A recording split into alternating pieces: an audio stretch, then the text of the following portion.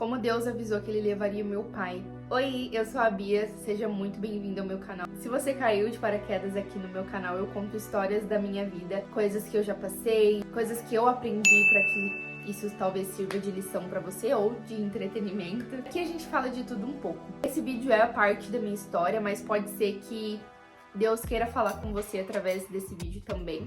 Pra você que não me conhece, eu sou a Bia, tenho 24 anos e eu vou contar um pouquinho da minha história pra você de uma forma bem rápida, só pra você entender o contexto dessa história. Não fui criada pelo meu pai biológico, a minha mãe biológica, boa parte da vida dela não teve condições pra cuidar de mim.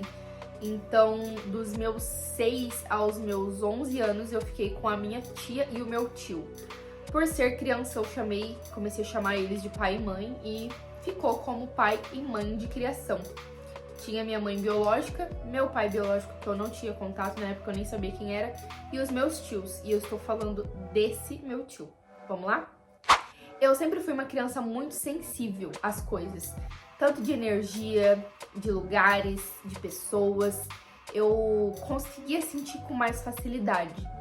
E essa foi a primeira vez que o Senhor me avisou de alguma coisa que ia acontecer e eu não sabia, sabe, explicar. O meu pai de criação, ele descobriu um câncer e ele ficou internado 3 vezes. Da primeira vez que ele ficou internado e eu fui visitá-lo, eu fui com a minha tia, né, com a minha mãe de criação, e passou 2 enfermeiros, assim, por mim. E enquanto ela entrou pra falar com ele, ela me deixou do lado de fora. Ela queria um momento a sós com ele, eu deixei, né, fiquei quietinha, sentada num banco. E passou 2 enfermeiros e falou assim: quem fica no 3º andar é porque quem tá pra ir daqui pra melhor, sabe? E aí eu escutei, mas assim, entrou por um ouvido, saiu pelo outro. Criança, eu tinha 11 anos, então eu não entendia, assim, muito, sabe? Eu não tinha tanta maldade, assim, sobre a vida em si, né? Na minha cabeça, aquilo ali ia passar e tá tudo certo. Essa foi a primeira vez que ele ficou internado. Ele ficou internado 1 vez, 2 vezes. Na 3ª vez, ele ficou internado e ele ficou no 3º andar. Nunca fui uma menina de demonstrar afeto. E a minha mãe de criação, ela já demonstrava muito. Ela gostava de beijo, de abraço e tal. E eu sempre, sabe, tinha um pouco de dificuldade com isso. Então eu não conseguia demonstrar nem com o meu pai de criação. Da primeira vez que ele ficou internado, eu já sabia o que estava acontecendo. Eu já sabia que ele estava doente. Mas assim, eu não tinha noção do que era o câncer, sabe? Eu não tinha noção. E ele, da última vez que ele ficou internado, ele ficou no 3º andar. E ele voltou pra casa dia 20/4. Um mês antes dessa data, eu tive um sonho. Eu tive um sonho que eu tava descalça na grama. Eu tava com o vestido todo branco. E tinha uma capela bem bonita na minha frente, assim.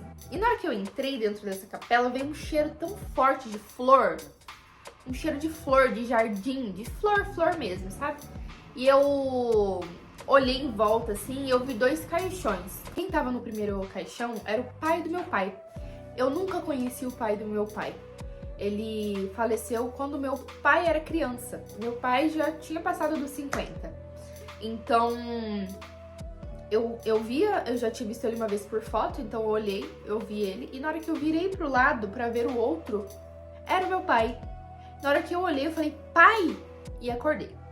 Eu acordei com um sentimento esquisito, uma angústia. O cheiro de flor continuou ainda por alguns minutos. Mas eu não entendia, sabe? Eu achei que era só um sonho, era só um pesadelo. Passaram-se os dias, ele ficou internado pela 3ª vez. Dia 20/4 de 2012, ele saiu. Ele recebeu alta. Ele já foi raspar a cabeça e chegou em casa com a cabeça raspada. E eu levei um susto quando eu vi ele com a cabeça raspada. E ele falou assim, o pai tá bonito? Eu falei, tá, você tá bonito. Não tava, mas é claro que eu não ia falar que não tava, né? Falei, você tá bonito. Deixa eu passar a mão na careca. E eu passei a mão, assim. E tava, assim, com aqueles pelinhos. Sabe quando tira a barba, mas não tira direito e fica com os pelinhos? Tava a mesma sensação. E aí ele deitou comigo, eu tava no sofá deitada, ele sentou, eu coloquei os pés em cima dele, ele ficou fazendo massagem nos meus pés por alguns minutos. Falou, pai, vai dormir. Falei, tá bom. A gente se despediu, deu boa noite, ele foi dormir. Ele sempre acordou cedo, assim, 6 horas da manhã, 7, no máximo, estourando, ele já tava em pé. E ele me acordava aos finais de semana e até dia de semana apertando meu pé. Ele apertava meu pé como se fosse fazer uma massagem ali. Naquele dia ele não me acordou. E eu achei estranho, era dia de Tiradentes, era um sábado. Eu achei estranho, mas eu não falei nada. Levantei 9 e pouco, dei bom dia pra ele, dei bom dia pra minha mãe. E na hora que eu dei bom dia pra ele, eu dei um abraço nele. Eu não sou de demonstrar afeto, eu dou um beijo ali. Tipo, eu acordava todo dia, dar um beijo nele. Se a minha mãe estivesse em casa, dava um beijo nela. E assim, no rosto, mas assim, nada muito, sabe? Não, eu nunca fui dessa. Mas daquele dia, eu senti uma vontade enorme de abraçar ele. Ele também me abraçou, me beijou, falou que me amava. E tudo bem. E eu fui pra sala assistir o meu belo desenho, até porque eu só tinha 11 anos. E ele não levantou da cama, ele tava deitado ainda. Eu achei estranho, mas também, né, ele tinha acabado de voltar do hospital. Então, ótimo, né, tudo bem. E aí a irmã dele ligou pra ele. A minha mãe de criação foi levar o telefone pra ele, que era aqueles telefones gigantes, sem fio, né? Levou o telefone pra ele, falou assim, ó, vou tomar um banho pra fazer o almoço. Tudo certo. Enquanto ela tomava banho, ele falou com a irmã dele no telefone. Não me recordo se ele falou com a mãe dele ou não. Eu sei que ele falou com alguém da família dele. E na hora que ele levantou pra colocar o telefone no gancho, e ali chegou a hora dele. Na hora que ele deixou o telefone no gancho, saindo do escritório, né, que era o quarto dele, do lado do escritório, ali ele caiu. E eu fui a primeira pessoa a ver isso, né? Eu tava sozinha, porque a minha mãe tava tomando banho. Então, eu vi, já fui correndo, chamei a minha mãe. E aí ela começou a gritar. O meu vizinho de cima era do SAMU e ele tava de folga no dia. E ele foi ajudar. Ele ficou lá, fazendo massagem cardíaca até o SAMU chegar. E o SAMU demorava. Eu sei que na hora que o SAMU chegou, eu tinha 11 anos. Eu era católica, né? Então, eu entrei pro meu quarto, fechei a minha porta, ajoelhei no chão e comecei a rezar. E eu pedi, assim, com toda a força que existia dentro de mim, por favor, salva meu pai. Por favor, salva meu pai. Por favor, salva meu pai. E rezando, pedindo, por favor. E eu senti uma mão no meu ombro, assim, e falou assim, entrega para Deus. E ali eu descansei, eu entreguei e falei, eu entrego a vida do meu pai ao Senhor. Eu fiz o que era para ser feito, eu entreguei nas mãos de Deus. E Deus já tinha me preparado para aquilo e eu não tinha entendido, até porque eu só era uma criança. E foi a primeira vez que Deus me avisou de algo, sabe? Teve várias vezes, se vocês quiserem eu venho aqui contar, mas essa foi a primeira vez. E ali, aquele dia, meu pai partiu. Foi muito doloroso, né? Foi muito dolorido. Porque a casa já era pequena, já tinha poucas pessoas e ele foi, né? E ele era uma parte muito importante da minha vida e da vida da minha mãe de criação. E isso foi bem difícil pra nós duas, mas Deus, ele me avisou. Eu não tinha maturidade suficiente pra entender que aquilo era um aviso, né?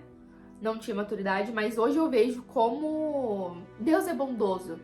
Porque ele ainda fez questão, sabe, de avisar, de mostrar que o tempo dele na Terra estava acabando. E eu sou muito grata por ele, porque ele me deu o prazer de ter um pai. O que o meu pai não fez, ele fez por mim, sabe? E, enfim, eu sou grata a ele eternamente.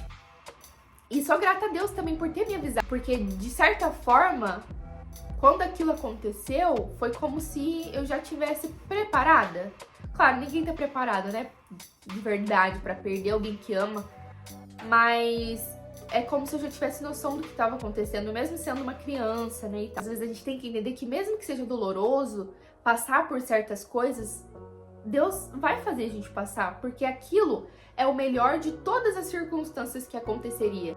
Então, a única coisa que eu tenho pra dizer pra você é entrega e confia no Senhor, porque Ele sabe de todas as opções que teria pra aquilo. E se ele decidiu fazer aquilo, seja levar alguém ou, enfim, qualquer coisa que esteja acontecendo na sua vida, saiba que foi porque aquela opção era preciso acontecer. Seja ela uma coisa boa ou ruim. Então a gente tem que só entregar e confiar no Senhor. Eu espero que você tenha gostado desse vídeo. Não esquece de me seguir, de curtir esse vídeo pra me ajudar. E se você quiser deixar algum comentário de alguma coisa que anda acontecendo na sua vida, enfim, pra desabafar, ou contar algum relato de que Deus te avisou, deixa nos comentários. Beijo!